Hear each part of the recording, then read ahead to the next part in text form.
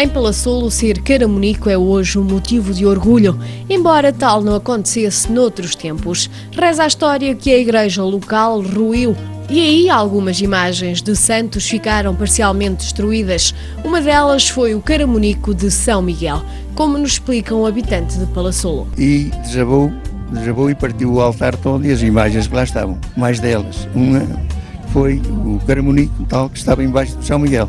Não foi o São Miguel, foi o caramunico.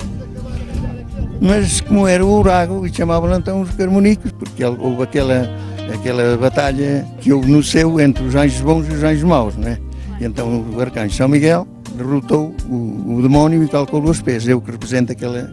E aquela imagem foi a que deitaram, mas depois disseram que tinha sido o santo, mas não foi o santo, foi aquela imagem.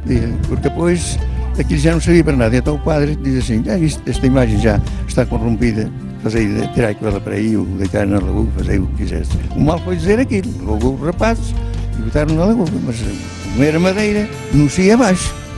Calcavam-na com um pau e gritava que era coisa. E depois diziam eles, ainda refunfunhegas, caramunico do meu demónio. E aí nasceu o caramunico.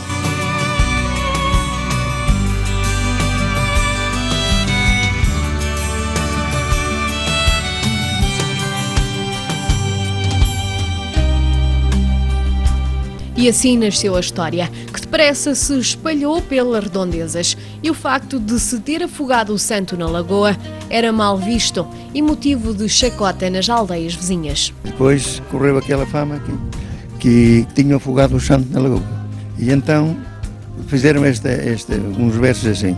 Quem for a Palassolo deve ir bem acautelado, porque se falaram no caramunico, bem com o corpo, bem malhado. E depois, aquela gente sem vergonha, botaram o santo, que afogaram o santo na lagoa.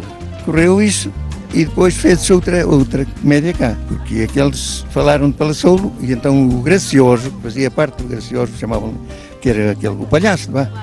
No fim, dava o remate e então diz-lhe a eles, como tinham falado mal de Palassolo, então diz-lhe a eles, mas nós, para essa gente que nos falou, temos uma oração. Era então nos colóquios que noutros tempos se faziam nas aldeias mirandesas que se enviavam recados aos vizinhos.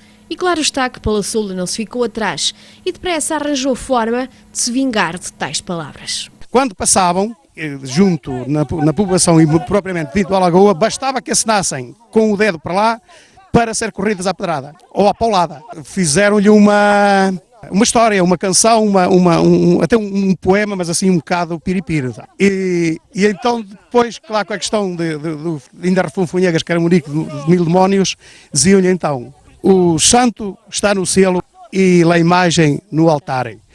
E os cornos do Xabó, deles, que lhe chamavam, andam na lagoa a nadar. E vós, seus filha da puta, idos allá a chacarem.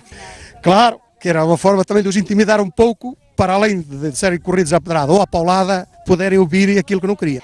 Palavras duras, mas mesmo assim os visitantes não resistiam à provocação. E quando passaram ali de manhã cedo, a dar de comer aos pastores, levavam uma merendazita, passou ali, e vinham então eles, e eles diziam assim, o doutor, que andava a estudar para o doutor, o padre já era formado, mas eram irmãos. Diz assim, já lhe vou perguntar a história do caramunico a esta senhora. E diz-lhe o padre, não me perguntes, olha que eles têm oração, deixá-lo, mas eu também a quero aprender. E então, ele, olha, tia. E é ela com uma cestinha que levava o caldo ao pastor, era uso naquele tempo de cedo, levava o caldo ao pastor. Tia, foi aqui onde afogaram o santo.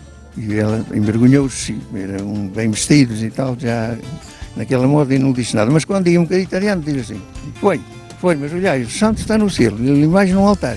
E os corros da vossa avó andam na ilha a nadar, os vossos filhos e tal, eles lá sacaram. E eles foram até ao fundo do povo, sem dizer uma palavra, nem mais nem menos.